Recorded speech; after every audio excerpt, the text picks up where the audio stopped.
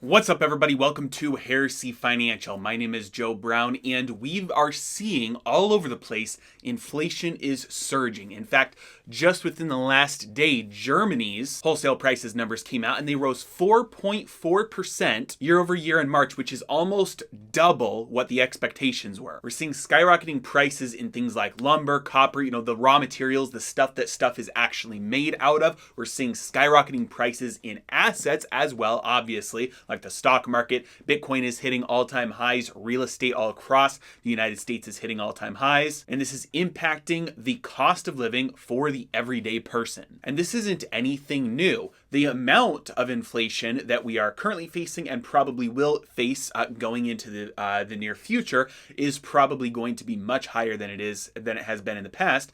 But the dollar has lost 90% of its purchasing power since we left the gold standard. That was just 50 years ago. And it's lost even more than that when you compare it with the purchasing power of the dollar when the Federal Reserve was established in 1913. To make matters worse, it seems like this is a rolling snowball. As we continue to print more money, blow up the deficits, increase the national debt, it seems like we get ourselves into more and more problems that necessitate even more printing, spending, and debt in the future to make up for the mistakes that it caused in the past. It's like we're on a hamster wheel of our own monetary destruction. Now, thought experiment. If you were looking at a stock and you had seen that this stock had dropped 97% since it IPO'd, since inception, and this stock produced no cash flow, this stock produced no earnings, and the only way this company was still paying its employees, paying all of its expenses, was literally just by issuing new shares of its own stock onto the market and using the proceeds from issuing new shares onto the market to pay for its expenses. And you had obviously seen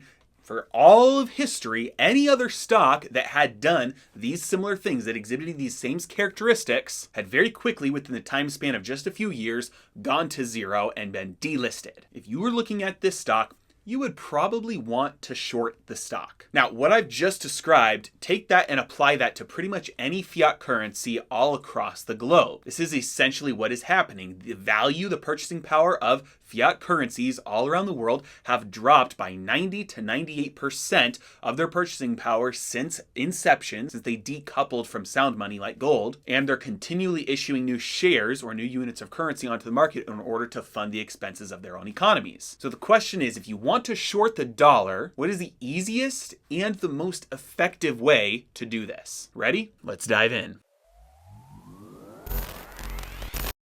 All right, so number one, what does it mean to short something? Well, the most basic definition is that you sell something before you buy it. Normally, you're going to buy something and then later you're going to sell it. So shorting it just reverses the order. You sell it before you buy it. And it's called short because the opposite, which is when you buy something, you buy a stock and then later sell it, hopefully for a profit. That's called long. When you own a stock, you're long the stock. So shorting it is just the opposite. If you're long a stock, you own it, you're eventually going to have to sell it to return to a flat cash position. If you short a stock, you're eventually going to have to buy it back to return to a flat cash position. Now, this makes sense when you're thinking of a stock, when you're shorting stock, but it's a little bit harder to wrap your mind around when you're thinking of how do you short a currency, because you're used to denominating transactions in that currency. So how do you sell a currency? Well, the first thing we have to realize is that really, inherently, there's no thing as a pure long or a pure short, because every transaction you're simultaneously selling one thing and buying another. Now, usually your currency, dollars, they're 50%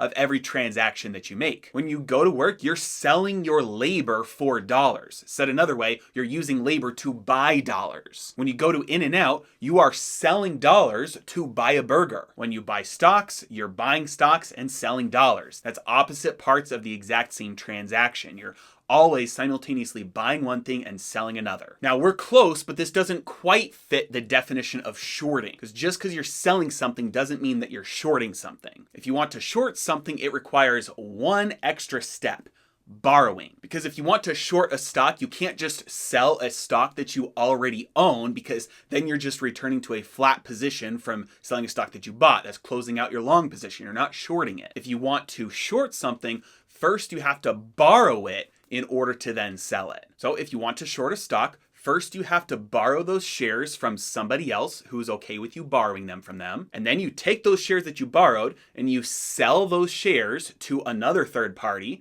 and you pocket the cash. Now your cash position has increased because you sold something, so you got dollars for it. But you also have debt. The thing is though, you don't have dollar denominated debt. You don't owe a specific number of dollars. You owe a specific number of shares. You have debt in shares. Regardless of what the price of the stock does, you owe a certain number of shares back to whoever you borrowed them from. And then ideally, the stock drops in price. You then go buy those shares from somebody else off the open market. Now you have those same number of shares to return to whoever you bought from them. You pocket the difference. Now, just in case that's still a little bit hard to wrap your head around, we're going to look at doing this with iPhones. Let's say you go over to your friend's house and you notice they just bought the new iPhone. But you look on their counter and their old iPhone, let's say it's the iPhone 10, is just sitting there on the counter. So you ask them what their plans are for this old iPhone and they say, nah, I don't have any plans for it. I'm just going to keep it just in case my new one breaks or something happens to it. I've got a backup. So now you know they're not planning on selling that. So you come up with an idea. You say, hey, can I borrow that for 6 months? And you can ask for it back at any time during those 6 months. I just want to borrow it. You're not using it. And then if you need it, I'll just give it back to you. And they say, sure, why not? I'm not planning on using it. I'm not planning on selling it. Not planning on doing anything with it. So here, go ahead and borrow it from me. So you take it, you go home, you immediately list it on eBay for sale. On the iPhone 10, let's say you get $300 for it. Now you know that in just a couple of months, the new iPhone for the new year is going to be coming out, and so you're just waiting. Sure enough, a couple months goes by, Apple announces the new iPhone, all previously existing iPhones drop in price. You go back to eBay, buy the exact same model, same color, same storage, same, iPhone 10. You buy it, except when you buy it this time, it's only $200, whereas a couple months ago when you sold it for $300. Now you go, you take that iPhone, remember it's the exact same iPhone, you hand it back to your friend and they say thanks. And win-win for everybody. He's still got his exact same iPhone model that he had before, still there as a backup, and you just profited $100 by borrowing something, selling it, it went down in price, you bought it back and gave it back. You borrowed, exchanged, reversed the exchange, and then paid back the debt. Now, again, it's important to remember you never owed your friend a dollar amount. You never owed him $300, $200, $400. You owed him an iPhone. Your debt was denominated in units of iPhones, not dollars. Regardless of what the price of the iPhone did. If worst case scenario happened, iPhone prices skyrocketed, you would have still had to go onto eBay and maybe pay $600 or $700 for the exact same model that you sold for $300, and then you'd be out. You sold something for $300, bought it back for $700, you lost $400 of your own money. You had to pay back the number of units that you owed. One iPhone in this case. All right, so now you have a firm grasp of what shorting is. Borrow something, exchange it for something else, reverse that exchange, and then pay back what you owed. And ideally, the thing that you sold, when you buy it back, you're going to buy it back for less than what you sold it for originally. That's how you profit off of that. And then you return the exact same thing that you borrowed to the owner. And keep in mind that with things like dollars and shares, these things are fungible. So it's not like an iPhone, which could have different scratch marks. They're physical items, so they're not completely fungible, interchangeable and exchangeable with each other. But things like dollars and shares and Bitcoins, these are, identical to each other. They're fully fungible items. Okay, so we know that if you expect something to go down in value, then shorting it is a way to profit on that thing going down in value. But it's still a little bit of a mental leap to wrap your head around shorting a currency, because usually your currency is just your mental baseline, what you use to denominate transactions. But that's okay, because all we need to do is follow the exact same steps that we followed for the iPhone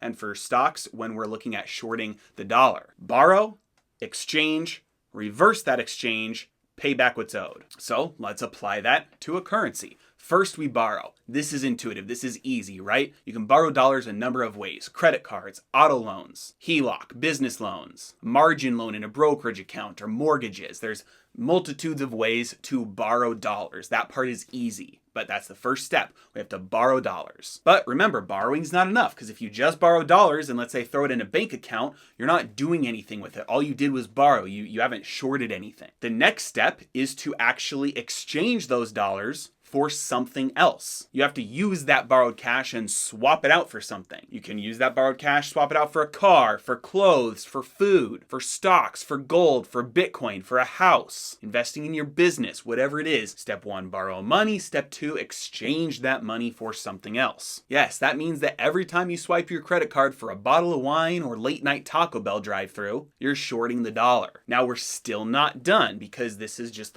we've completed half the process. We borrowed, then exchanged. The next step is to reverse the exchange. What you have to do now is sell the thing that you exchanged for dollars. You have to reverse that exchange and buy dollars back with it. Once you have those dollars back with it, you can give those back to the lender who you borrowed the dollars from in the first place. Now, obviously, there's a few things necessary to make this process of shorting the dollar profitable for you. Number 1, the value of the dollar must go down in between exchanging and reversing the exchange. But it must go down relative to the thing you exchanged it for. It doesn't matter if the dollar goes down versus the yen if you borrow dollars to buy McDonald's. It's irrelevant. The dollar must go down relative to the thing that you bought with those borrowed dollars. Now, said another way, it's the exact same thing, just the opposite side of the equation. The thing that you bought with those borrowed dollars must go up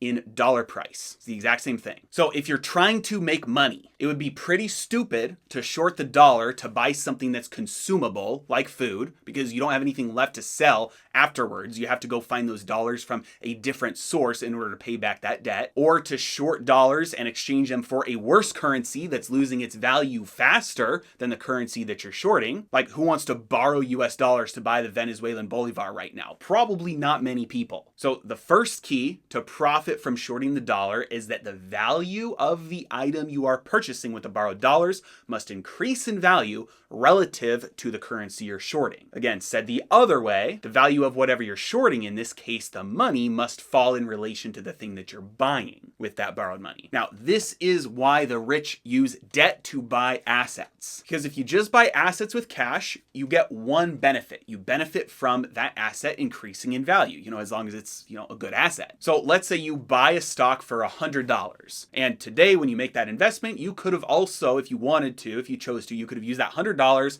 for dinner for two. Now, in a few years, that stock goes up, you sell it for $150. You made 50% in a couple of years, not bad. But now when you take that $150 and you try to go out to dinner for two, you realize that same dinner that a couple years ago would have only cost $100, now it costs $175. So you actually lost money. You're worse off. Your purchasing power went down, even though the number of dollars that it takes to purchase that asset went up, the number of dollars that it takes to purchase other stuff went up more. Inflation outpaced your gains. The dollar lost its purchasing power, lost its value faster than your asset gained in value. So if you just use cash to buy assets in today's crazy environment, you have to buy really good assets because they have to give you gains on top of inflation for you to preserve your purchasing power. And the higher the inflation rate is, the harder that is to do. And so scenario 2, let's say you don't just use cash to buy an asset. Let's say you use cash to buy an asset and at the same time, you're shorting the dollar. You've got your $100 in the bank. You borrow $100 as well. You use that to buy the stock. Now you bought $200 worth of that stock. Now you also have $100 worth of debt, so your net worth didn't change right there, right? Because you have $200 now of assets, but you owe $100, so your net worth is $100, same as the beginning of the original example. Net worth didn't change. Your assets went up, but your debt did too. So same as in the previous example, the stock goes up to $150 a share, but you got $200 worth when you made your initial investment. That means at the end of the couple of years, it made your investment worth $300. Now you reverse the exchange because we already borrowed the dollars and made the exchange. So now we reverse the exchange, sell the stock. We get our $300 cash. We give back the $100 that we owe for the debt and we are left over with $200. Now, how much was that dinner a couple of years ago? $100. Today, it's $175. How much do we have now, though, after shorting the dollar and buying the asset? We've got $200. So you go out for dinner for two, spend $175, you got $25 left over. You gained in purchasing power. Now you actually made money. So if you short the dollar, to buy assets, you eliminate the downside of inflation because inflation no longer erodes your gains because you're simultaneously profiting off of the downward trajectory of the value of the currency that you borrowed and the upward trajectory of the price in dollars of the asset that you bought. In this upside down inflationary world, debt is the asset. It means that what you think of as the asset, like the stock or the house, is now really just collateral protecting the asset, which is making the real money for you, which is debt. Because it's not really debt, it's just a mechanism for you to short a failing currency. Now, you're probably thinking that example works well in a hypothetical world, but you're forgetting about one big thing. When inflation goes up, interest rates go up. And absolutely, you are right. The second key to profiting off of shorting the dollar is the interest rate that you're paying. If in the above example, if you borrowed to buy that stock and then at the end of the year you were left with $200, if you had paid 20% interest on that debt annually, you'd be much worse off than you would have been if you would have just bought the stock with cash. And so when you do the math, it only makes sense if the amount of interest you're paying is less than the inflation rate. This means that any interest rate that is variable will screw you. Because if inflation goes up, your interest rate will dynamically adjust to that and also go up. On the flip side, this means that fixed rate debt is basically free money. Even if inflation goes up, the total number of dollars that you are going to owe is locked in. It stays the same. It doesn't change. Imagine in the original scenario where you borrowed the iPhone, if at any time your friend could have said, you owe me 2 iPhones now or 3 iPhones now. That's a variable interest rate. That's a bad deal. If you expect the value of something to go down and you want to short it to profit, you must use a mechanism without a variable interest rate. Because a variable interest rate is literally just another way to say that the lender has the power to choose how many dollars you owe back to them. Now, the next key to making this strategy profitable is that obviously you have to choose good assets. If you refinance your house and YOLO a few $100,000 into some GameStop calls, you're probably asking for some trouble. But the rich are rich because inflation makes their debt an asset. At the same time, inflation increases the price of the business or the other asset, the tangible thing that they really own in the first place. So shorting dollars to buy assets makes you win on both sides of the equation. Now, kind of like a bonus or the cherry on top way to make even more money when you are shorting a currency in order to purchase an asset